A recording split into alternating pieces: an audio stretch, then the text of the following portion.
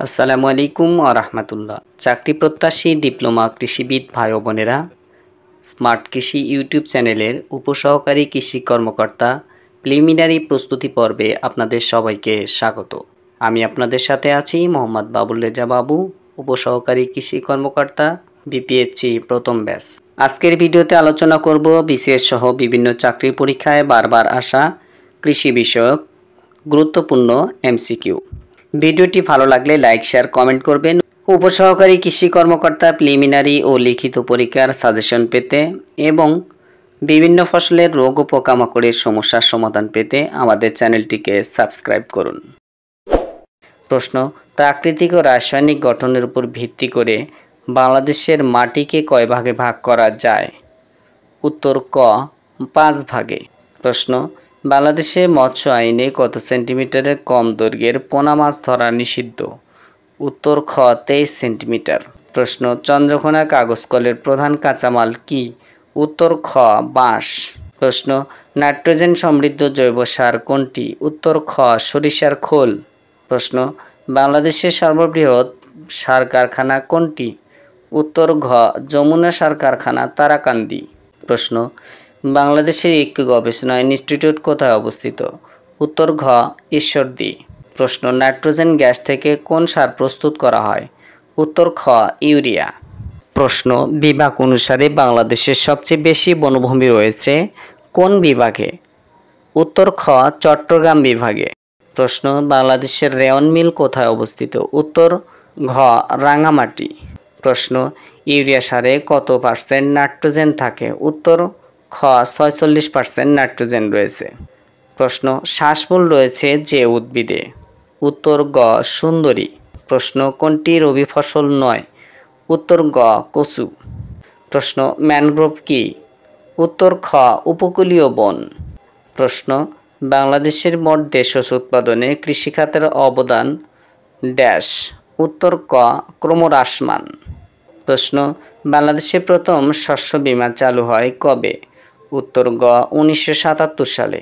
প্রশ্ন: পানি দূষণের প্রধান কারণ কোনটি? উত্তর ক, মানুষ। প্রশ্ন: দানা শোষক পোকার অন্তর্ভুক্ত কোনটি? উত্তর ক, গান্ধী পোকা। প্রশ্ন: ধানের কাণ্ড শোষক পোকার অন্তর্ভুক্ত কোনটি? উত্তর খ, বাদামি গাছফড়িং।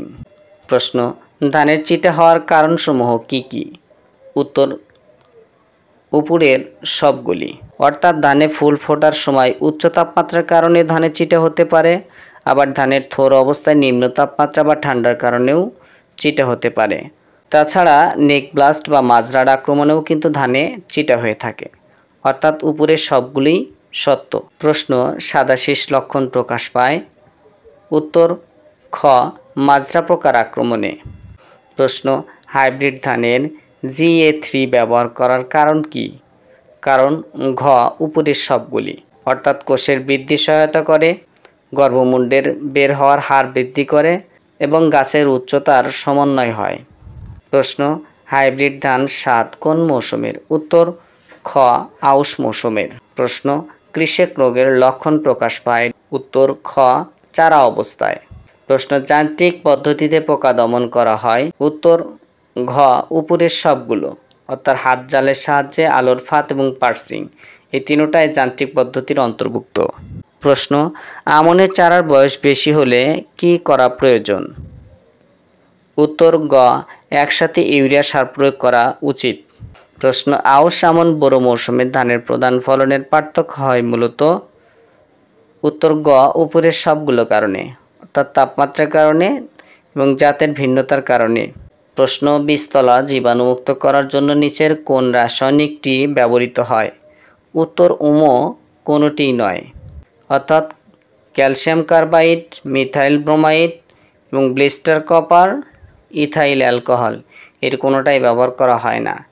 তবে বীজতলা জীবাণুমুক্তকরণের ক্ষেত্রে ফর্মালডিহাইড ব্যবহৃত হয়। প্রশ্ন: কোনটি গৃহপালিত পাখি নয়? উত্তর ঘ, টিয়া। প্রশ্ন: জমির আর্দ্রতা সংরক্ষণের জন্য কি করা হয়? উত্তর ক, মালচিং করা হয়। প্রশ্ন: নিচের কোন গাছটি জীবন্ত বেড়া হিসেবে ব্যবহারযোগ্য? উত্তর ক, কাটা মেহেদি। প্রশ্ন: নিচের কোনটি ঔষধি ফসল? উত্তর ঘ, বাসক। প্রশ্ন সমতল ভূমির বনের প্রধান গাছ কি? উত্তর গ শাল। প্রশ্ন বায়োগ্যাসের প্রধান কাঁচামাল কি? উত্তর গ গোবর ও পানি। প্রশ্ন বায়োগ্যাসে মিথেন ছাড়া আর কি গ্যাস থাকে? উত্তর ক কার্বন ডাই অক্সাইড। প্রশ্ন প্রাকৃতিক গ্যাসের প্রধান উপাদান কোনটি? উত্তর ঘ মিথেন। প্রশ্ন বড় মৌসুমে বীজ হতে অঙ্কুর বের হতে কতদিন সময় লাগে? উত্তর ক 72 ঘন্টা বা 3 দিন। প্রশ্ন আউশ আমন মৌসুমে বীজ হতে অঙ্কুর বের হতে কতদিন সময় লাগে? উত্তর খ 48 ঘন্টা বা 2 দিন। প্রশ্ন বাঁকানো রোগে আক্রমণের আশঙ্কা থাকে তাহলে কোন জাতীয় ছত্রাকনাশক দিয়ে বীজ শোধন করতে হবে? উত্তর ক কার্বনডাজিম। প্রশ্ন ধানের বীজতলার জন্য কোনটি ভালো? উত্তর ক দোআঁশ ও এঁটেল মাটি। প্রশ্ন প্রতি বর্গমিটার ধানের বীজতলার জন্য কত কেজি হারে জৈব সার প্রয়োগ করতে হয়? উত্তর গ 1 থেকে 1.5 কেজি। প্রশ্ন কোনটি উফশী ধান গাছের বৈশিষ্ট্য? উত্তর উপরের সবগুলি, অর্থাৎ গাছ মজবুত, পাতা খাড়া, সার গ্রহণ ক্ষমতা বেশি, ফলন বেশি। এই 3টি বৈশিষ্ট্যই কিন্তু উফশী ধানের বৈশিষ্ট্যের অন্তর্ভুক্ত। এই জন্য সঠিক উত্তর হবে উপরের সবগুলো। প্রশ্ন ধানের ব্লাস্ট রোগের বাহক কি? উত্তর খ বীজ। অর্থাৎ ব্লাস্ট কিন্তু বীজবাহিত একটি রোগ, যেটি বর্তমানে বৃধান 28-এ পর্যাপ্ত পরিমাণে আক্রমণ হয়, যার কারণে বাংলাদেশ ধান গবেষণা ইনস্টিটিউটের নির্দেশনা হচ্ছে যে 28 আবাদ একেবারে বন্ধ করে দিতে হবে এবং 28-এর পরিবর্তে যে সকল জাত রয়েছে যেমন বীরধান 89, 88 এই ধানগুলো চাষাবাদ করলে কিন্তু এই ব্লাস্টের আক্রমণটা কম হবে। তাহলে 28-এর পরিবর্তে আমরা বীরধান 88 অথবা বীরধান 89 চাষাবাদ করতে পারি। প্রশ্ন দস্তার ঘাটতির আশঙ্কা কোন জমিতে বেশি থাকে? উত্তর খ জলাবদ্ধ ধানের জমিতে। প্রশ্ন খোল পচা রোগে ধানের কি ক্ষতি হয়? উত্তর ক ধান চিটা ও অপুষ্ট হয়।